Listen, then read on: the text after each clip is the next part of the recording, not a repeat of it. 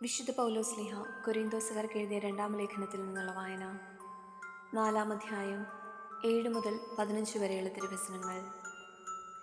എന്നാൽ പരമമായ ശക്തി ദൈവത്തിൻ്റേതാണ്, ഞങ്ങളുടേതല്ല എന്ന് വെളിപ്പെടുത്തുന്നതിന് ഈ നിധി മൺപാത്രങ്ങളിലാണ് ഞങ്ങൾക്ക് ലഭിച്ചിട്ടുള്ളത്.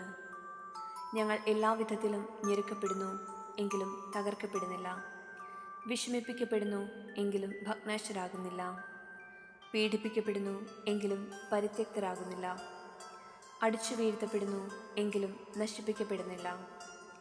യേശുവിൻ്റെ ജീവൻ ഞങ്ങളുടെ ശരീരത്തിൽ പ്രത്യക്ഷമാകുന്നതിന് അവിടുത്തെ മരണം ഞങ്ങൾ എല്ലായ്പ്പോഴും ശരീരത്തിൽ സംവഹിക്കുന്നു.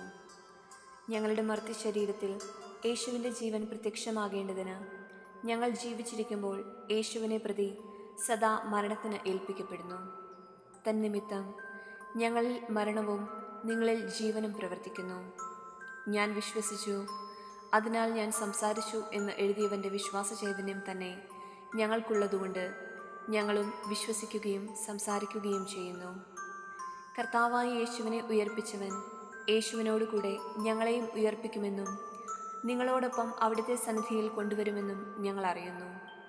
ഇതെല്ലാം നിങ്ങൾക്ക് വേണ്ടിയാണ്. അങ്ങനെ കൂടുതൽ കൂടുതൽ ആളുകളിൽ കൃപ സമൃദ്ധമാകുന്നതുവഴി ദൈവമഹത്വത്തിന് കൂടുതൽ കൃതജ്ഞത അർപ്പിക്കപ്പെടുന്നു. നമ്മുടെ കർത്താവായ മിശിഹായ്ക്ക് സ്തുതി. വിശുദ്ധ മത്തായി എഴുതിയ സുവിശേഷത്തിൽ നിന്നുള്ള വായന. 10-ാം അധ്യായം 16 മുതൽ 25 വരെയുള്ള തിരുവചനങ്ങൾ. ചെന്നായ്ക്കളുടെ ഇടയിലേക്ക് ചെമ്മരിയാടുകളെ എന്ന പോലെ ഞാൻ നിങ്ങളെ അയക്കുന്നു. അതിനാൽ നിങ്ങൾ സർപ്പങ്ങളെപ്പോലെ വിവേകികളും പ്രാവുകളെപ്പോലെ നിഷ്കളങ്കരുമായിരിക്കുവിൻ.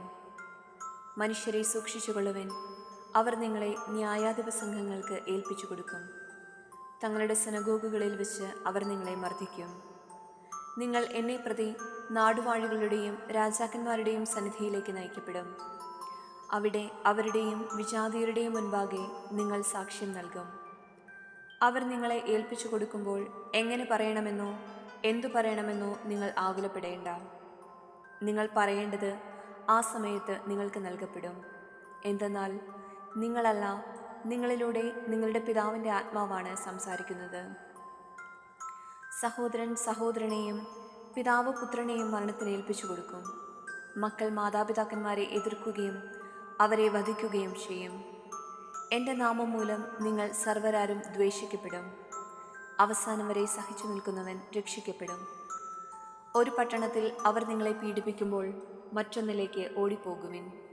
സത്യമായി ഞാൻ നിങ്ങളോട് പറയുന്നു, മനുഷ്യപുത്രൻ്റെ ആഗമനത്തിനു മുൻപ് നിങ്ങൾ ഇസ്രായേലിലെ പട്ടണങ്ങളെല്ലാം ഇങ്ങനെ ഓടിപ്പൂർത്തിയാക്കുകയില്ല. ശിഷ്യൻ ഗുരുവിനേക്കാൾ വലിയവനല്ല, ഭൃത്യൻ യജമാനനേക്കാൾ വലിയവനല്ല. ശിഷ്യൻ ഗുരുവിനെ പോലെയും ഭൃത്യൻ യജമാനനെ പോലെയും ആയാൽ മതി.